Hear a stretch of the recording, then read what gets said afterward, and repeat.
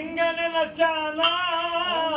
ಬೆನ್ನಿ ತೊರಿ ಗುಡ್ಡದ ಬದಿಯಲ್ಲಿ ಕುಡಿಯದ ಅವನ ಭಕ್ತಿಯಲ್ಲಿಂದೇ ಶಿವ ಧ್ಯಾನ ಮಾಡರಿ ಶಿವಲಿಂಗನ ಶರಣ ಶಿವಲಿಂಗನ